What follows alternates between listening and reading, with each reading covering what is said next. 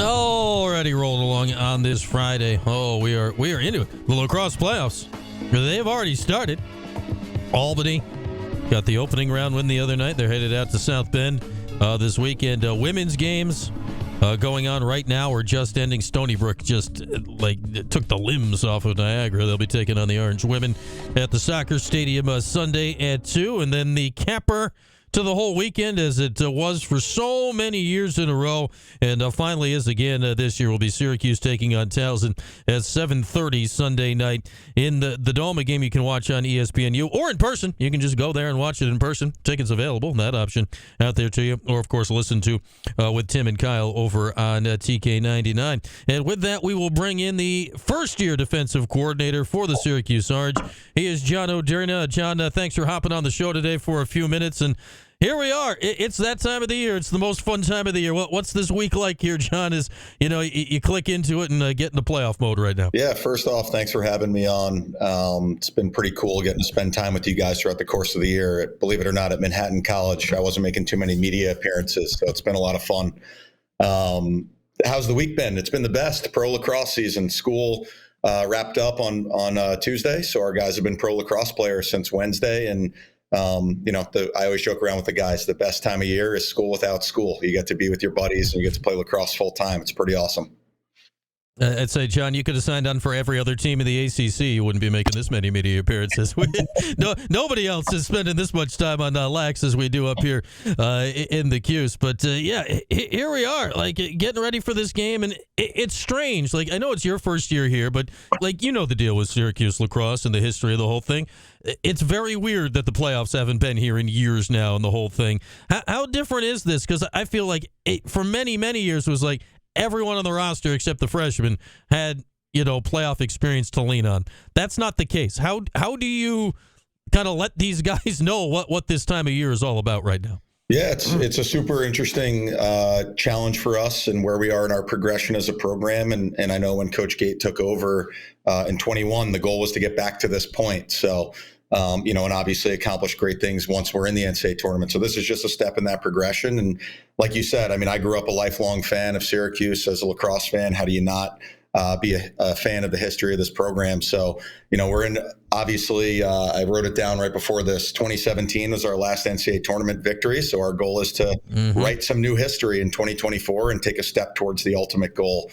But I think it's very interesting. I joke around with our guys a lot, especially the transfer guys. I always say this is why they brought us here, to help get us back to this point and then hopefully beyond. So it's a cool opportunity. You don't get a lot of chances to write new history for a program that already has so much great history. So I think we're just enjoying it right now. You know this, John, the talk of the lacrosse world this year in many ways. And, the same has been the case for Hopkins here the last few years. Hey, is Hopkins back? Is Syracuse back? Is so often the question out in the lacrosse circles this year. How would you, as being part of the team, how do you guys define that? Do you talk about it?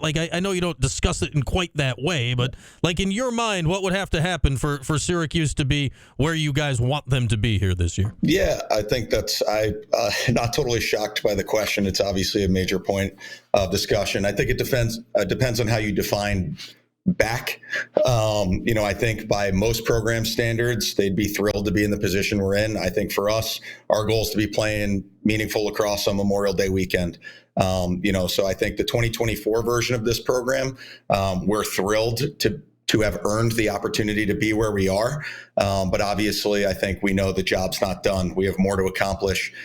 We've proven a lot this year. We've earned everything that's come our way. So I don't know if I would go as far to say we're focused on if we're back or not. I just think we're enjoying the fact that we've earned this opportunity and ultimately are focused on continuing to extend pro lacrosse season as much as we can.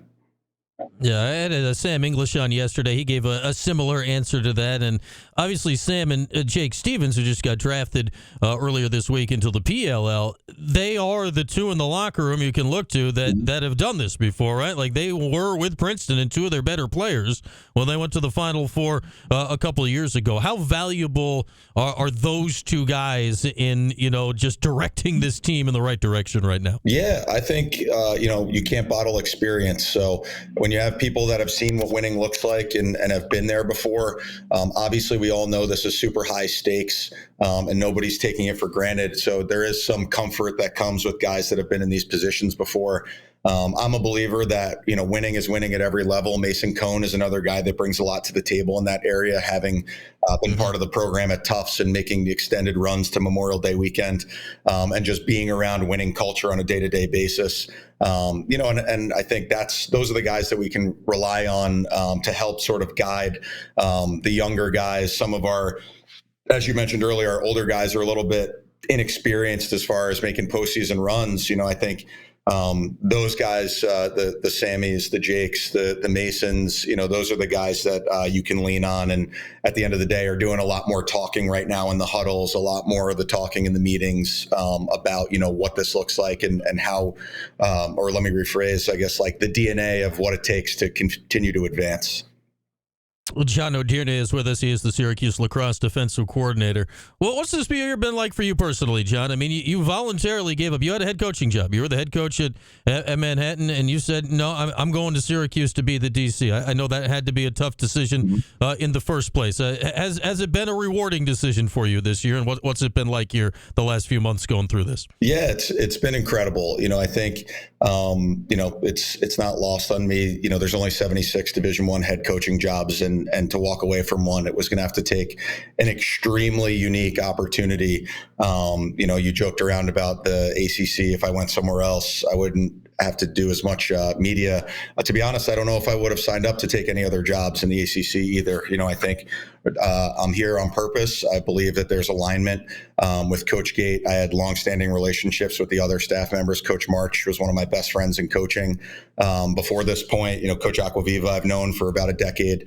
So to me, in order to leave what I viewed at Manhattan, what I had helped rebuild, we resurrected the program from 1-14 to being in the NCAA tournament back in 2022. It was going to take a really unique opportunity, and this just happened to be that opportunity. So has it been rewarding? It's been everything I hoped it would be times 1,000. The guys have been incredible. Coach Gate, the whole staff has been awesome to work with on a day-to-day basis. I said to the guys on day one of pro lacrosse season, nobody's got it better than us. We're the luckiest guys in the country that we get to represent this program, and that includes coaches. So again, going back to what I said earlier about being a fan of the program, being a fan of the sport, how do you not get goosebumps every time you walk into the Dome and represent the Orange? And you'll be doing that on Sunday night at 7:30, Syracuse and Towson in the first round of the playoffs. And, John, I get it. By title, you are an assistant coach, right? But we could also change your title and call you the head coach of the defense. I think the way Gary operates being a head coach, and that would probably be just about as accurate, right, as saying you're the defensive coordinator of this team. Yeah, 100%. And that was part of coming here. Coach told me I'd get to be the head coach of the defense. And fortunately, we work so collaboratively across the board. I get to help sort of set the culture for the program too, not by myself, but I get to share ideas and, bring things that have helped along the way at other programs I've been part of. So that's been really exciting. And like you said, everything we do is a collaboration. It's a discussion. But ultimately, defensively, the buck stops with me. I get to make the final decisions in the game. I'm making all the decisions, and it's just a really thrilling opportunity to be able to do it at a place like Syracuse. And you've mentioned also, Pat March for ages. You actually played against him in college. We were talking about it in the office earlier today. It's years later now here, John. Is there still trash talk about the old playing days between you two? These things never seem to go away, do they, over the years? No, yeah. There's trash talk every day, regardless of the matchup. But yeah, especially regarding the Roanoke Gettysburg Division III days in the early 2000s. The joke is I won the battle, but they won the war. He didn't score any goals that day, but they did win, which ultimately is the goal. So they advanced. It was an NCAA tournament game, so I haven't let that one go. And I think he would take that trade. He'll take 0 goals as long as they advanced.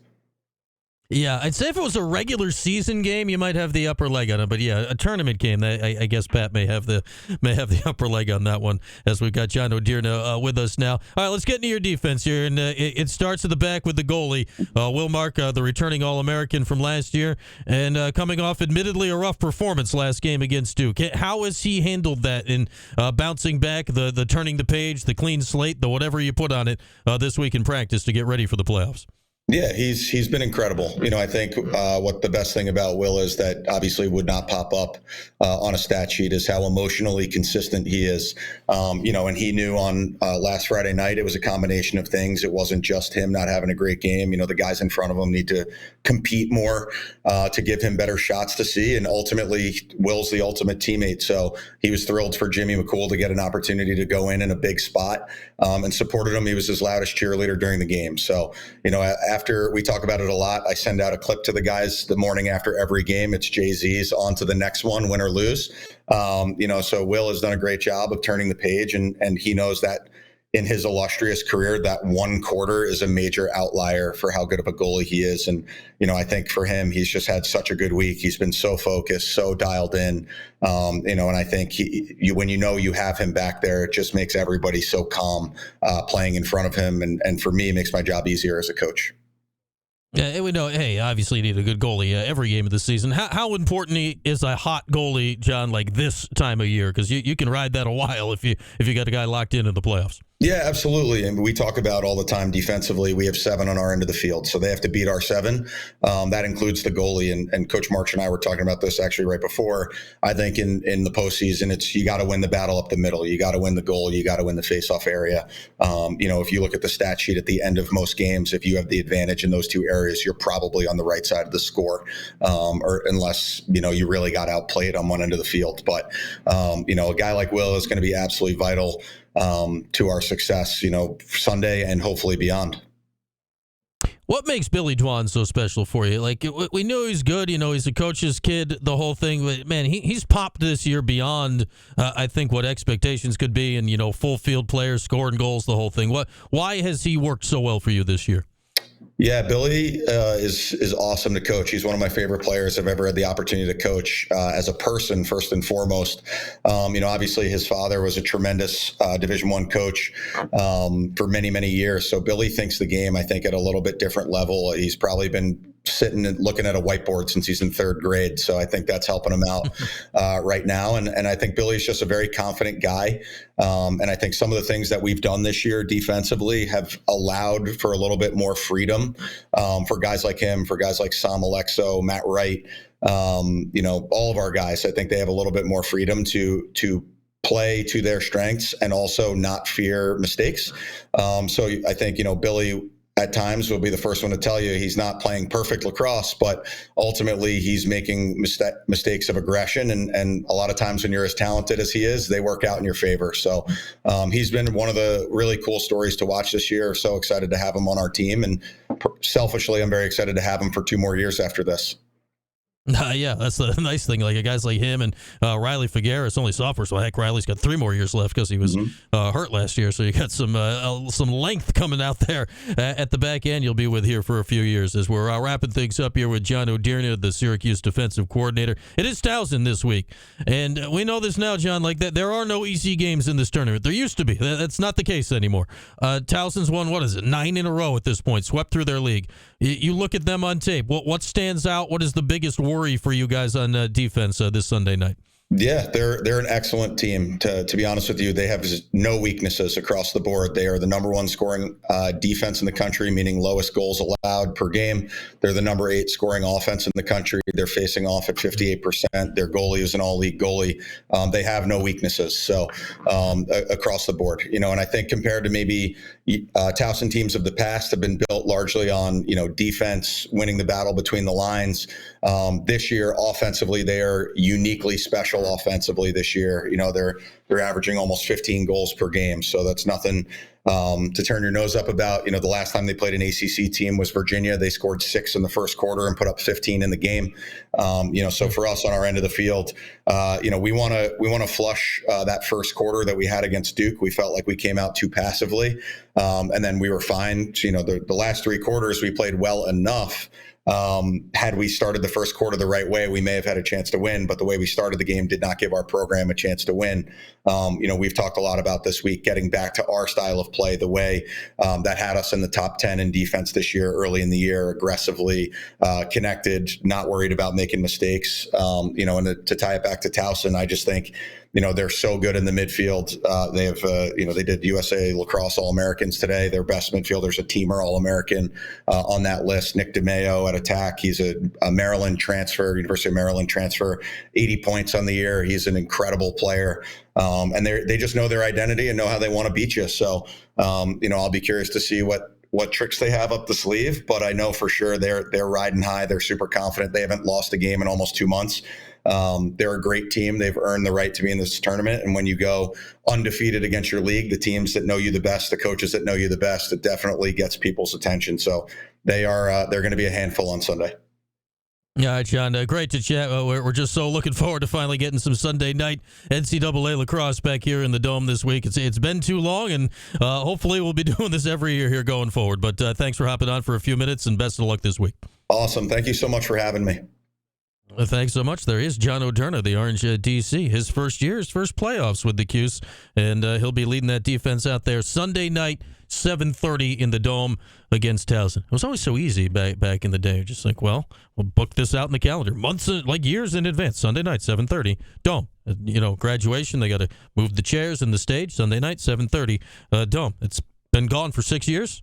And now it's back, and it's great to be back, and we'll be looking forward to that. Hey, if you want to this weekend, you can sit on your couch starting noon on Saturday and just stay there until 10 o'clock on Sunday night and just watch lacrosse all weekend long. The option's out there for you. You might need to shake a leg a little bit for Mother's Day on Sunday, but the option is available if that is what you choose here coming up this weekend. All right, let's take a break here in this hour, brought to you by William Mattar. Hurt in a car, call William Mattar. Phone lines open when we come back at 315-437-7644. Still to get to the man who sort of knows, see what he thinks this week.